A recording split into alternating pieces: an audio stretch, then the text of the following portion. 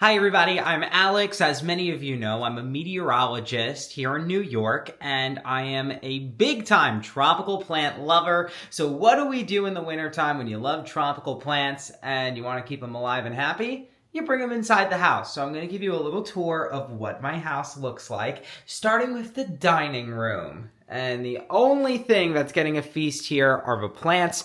I actually removed my dining room table because, come on, who needs skylights when you're eating dinner?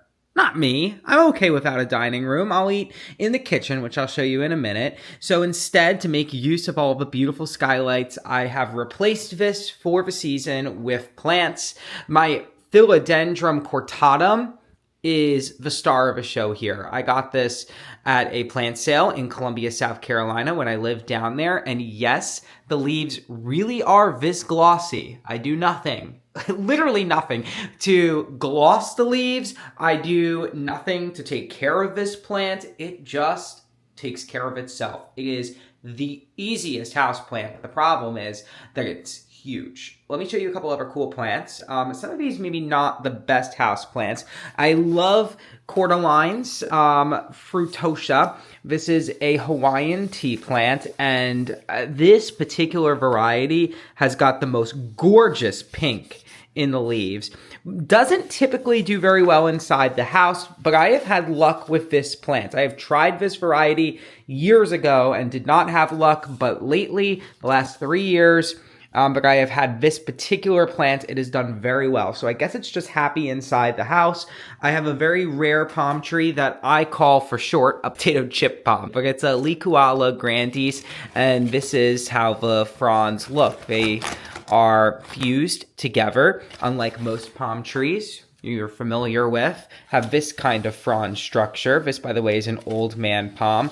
So these plants require so much more light than we actually get during the winter time here in New York. So the old man palm, which I got from Tampa, called an old man palm because of these beautiful little fibers. I do have some Christmas lights on it too for a little flair.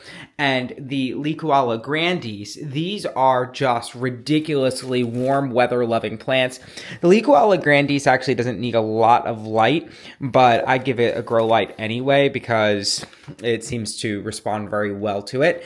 I have a hibiscus that's actually thriving inside the house right now. This creates the cutest tiny pink flowers. It's a really fun plant.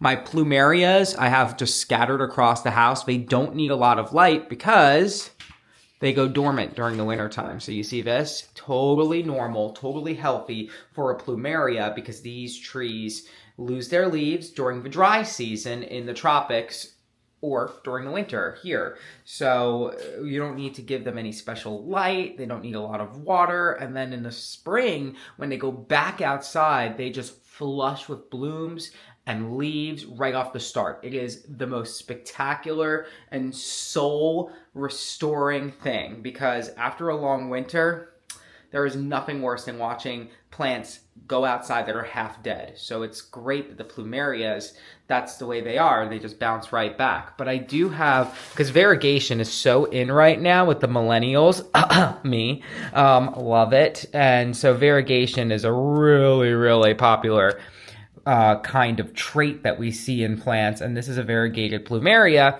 that actually has a flower on it, hopefully soon. This is their inflorescence. I've been waiting for this to bloom. They usually don't bloom inside the house, but this is hanging on to its leaves and I'm trying to keep it from going dormant. So we'll see what happens. I do have a fiddle leaf fig. Those are notoriously a little picky inside the house, but once they're happy, you kind of have them forever. So this one's pretty happy. I have a very unusual Gausia princeps palm. That's not doing great inside the house, but what is doing really well is the bromeliad. Look at that fireball bromeliad. All right, let's go into the kitchen. So this right here is my pride and joy right now. It is a gorgeous lemon, but not any lemon. This one is called a ponderosa lemon. It's got a lot of rind and not a lot of flesh to it. A ponderosa lemon can get to like 2 pounds. Really easy plant to grow. Most of my citrus are in the garage right now, which I'll show you in a minute. But I do have the ponderosa and I also have my kumquat in the house. So I keep a lot of these in the garage so that way they go dormant during the winter time.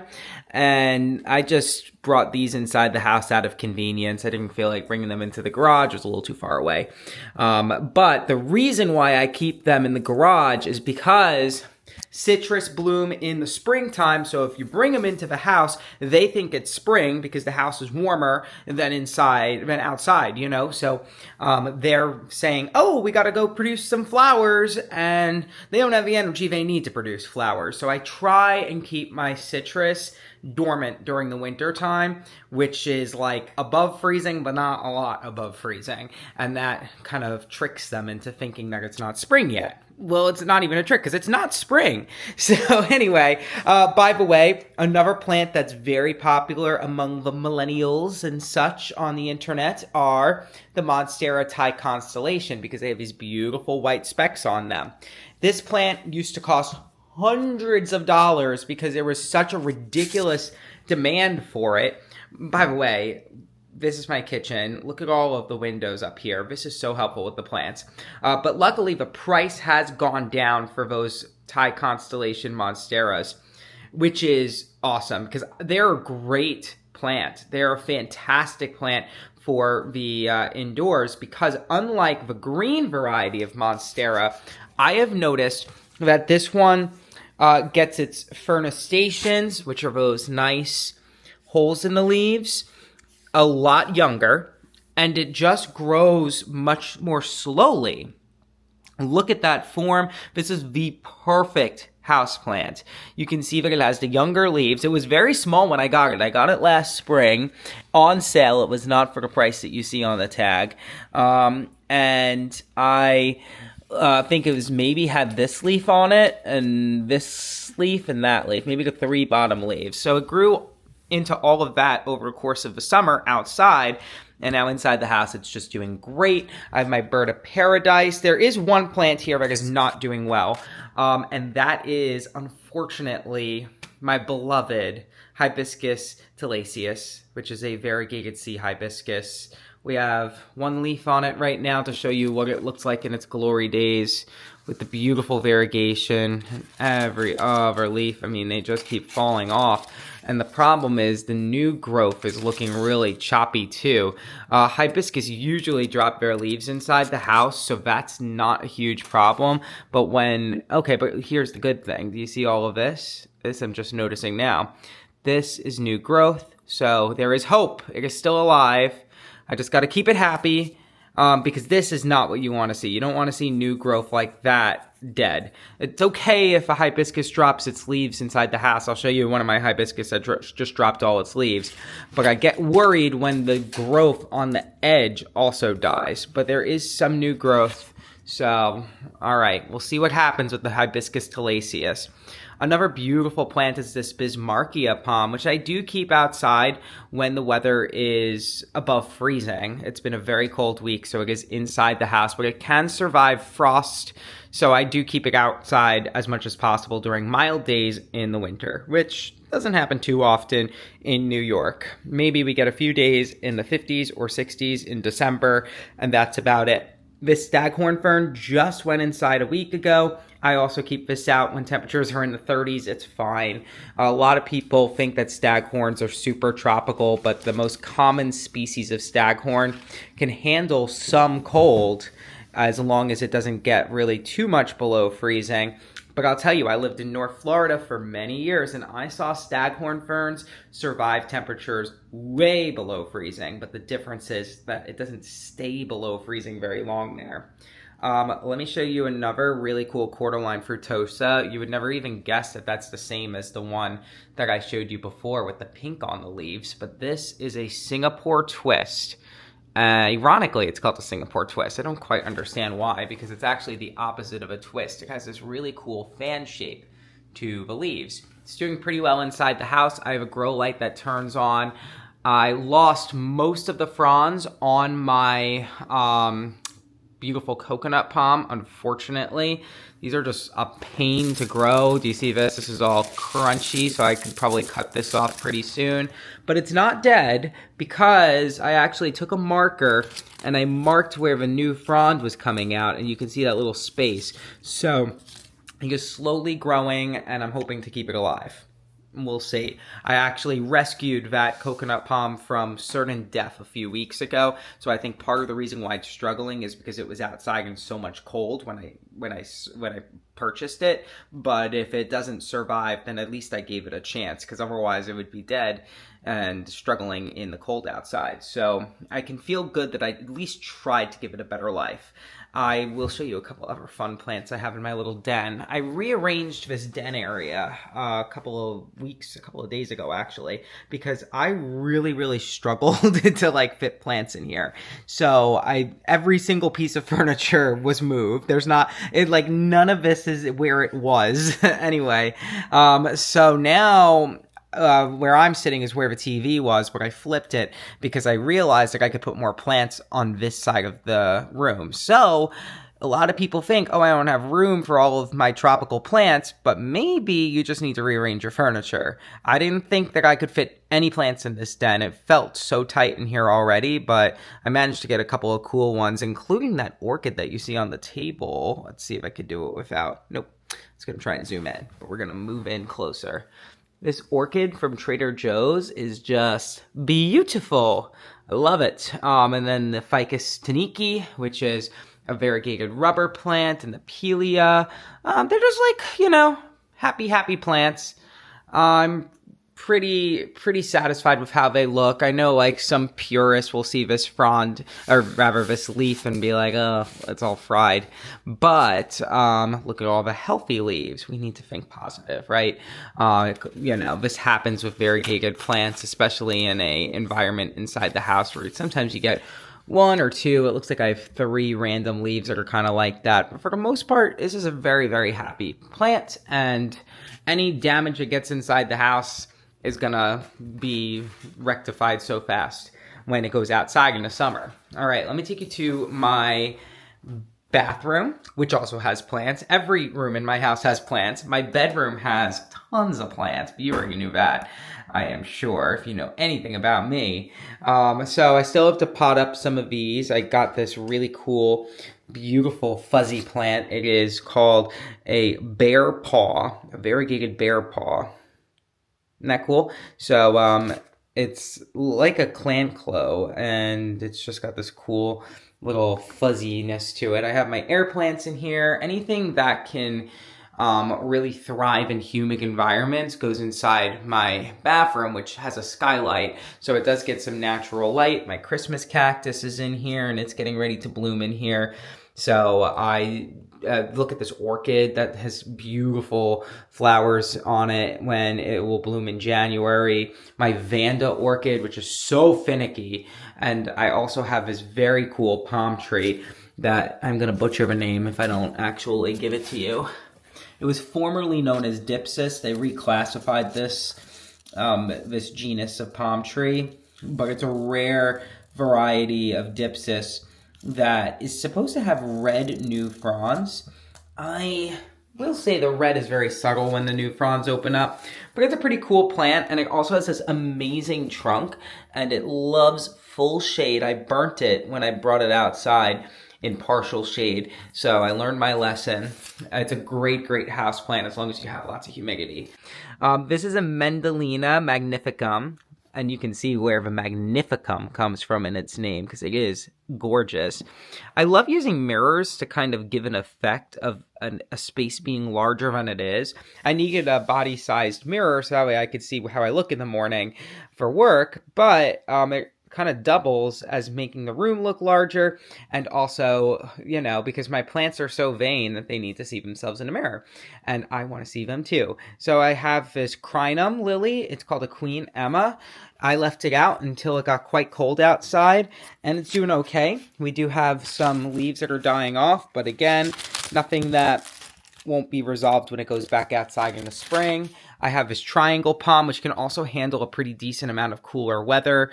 Outside still, I have my cordyline as well as one of my beautiful Livistona chilenensis palms. I have another one in the garage. I'm kind of doing some experimenting with that. I have a ZZ plant, which I love. I have a variegated tea plant in here that I'm kind of keeping in the corner. And what's interesting is I've kept it in this dark corner, and now some of the leaves are turning pure white. This is called Domino, and it's looking really pretty good for the most part. I have a Cattleya orchid. Cattleya. I'm sorry. I'm butchering names left and right today, so just feel free to correct me if I'm not making sense. My Cattleya orchid has not bloomed since I bought it, but I have a feeling this year it's going to do really well. This is a Kenta palm, which does so well as a houseplant.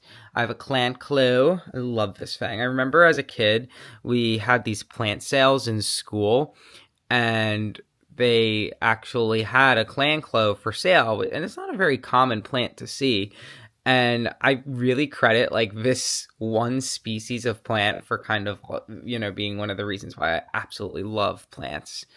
They're just so fuzzy. So if you have kids and you just want to get them into plants, like I think this is one of the best ones.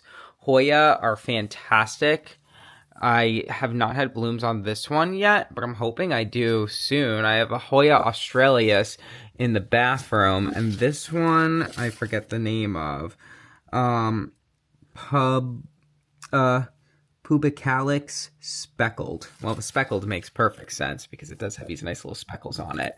So hopefully I'll get some blooms from this. The more that you deny them the basic necessities of life, the more that it's willing to bloom. So tiny pots, not a lot of water, it's happy. I have this cool, very cool looking mother-in-law tongue. I believe this is like the variegated whale tongue one that was really popular. I forgot the specifics on that, so I may have to re-Google the name on it, but I love it. I love how it has a nice variegation.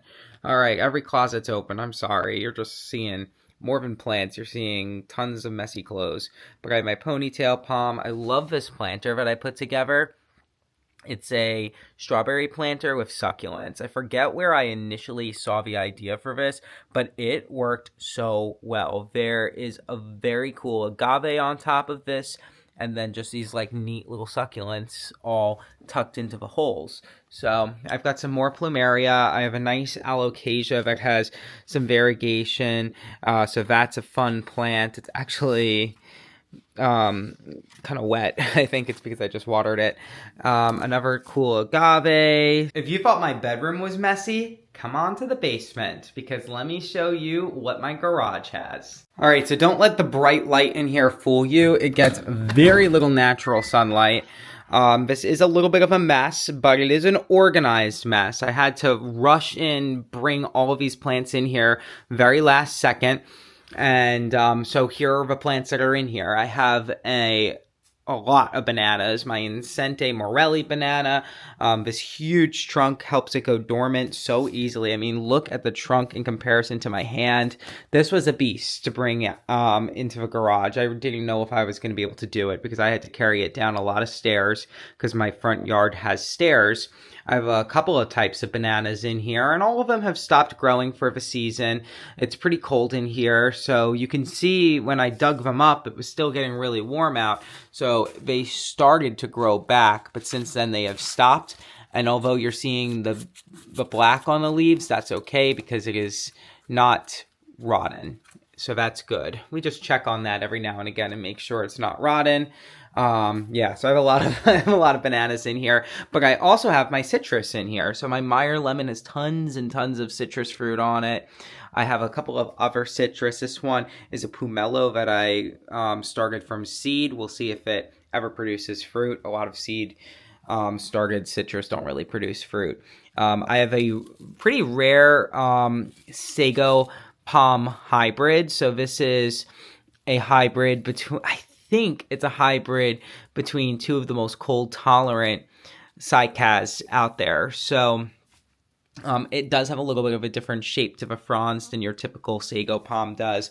That can handle some cold, so I'm keeping that in here. My philodendron, which is actually not a philodendron, it got reclassified into something else, but it will always be a split leaf philodendron to me. But that is not its classification, and that's important to note because philodendron, that are true philodendron, tend to do very well inside the house, like that cortatum that I showed you with the big glossy leaves, whereas this philodendron doesn't really do that well in the house, but it does pretty good in the garage. It can handle some cold.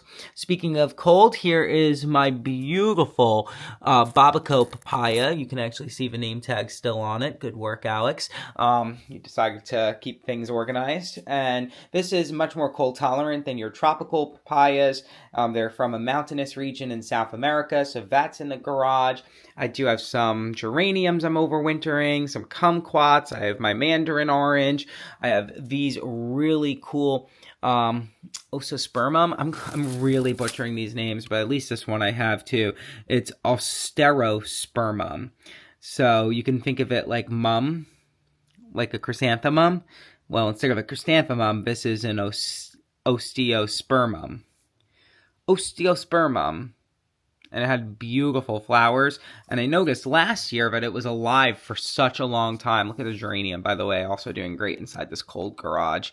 So I noticed last year it survived for so long. So this year I was like, let's try and keep it alive and just bring it in the garage when it gets really cold out. All right, so that's my collection. I have plenty of plants still outside, believe it or not. It has gotten quite cold already, but I do still have some plants I'm experimenting with outside. So stick around. I'll show you some palm trees that have survived temperatures below 25 degrees and some other unusual tropical plants that you may not have known are actually not tropical and do great here in New York. Bye, everybody.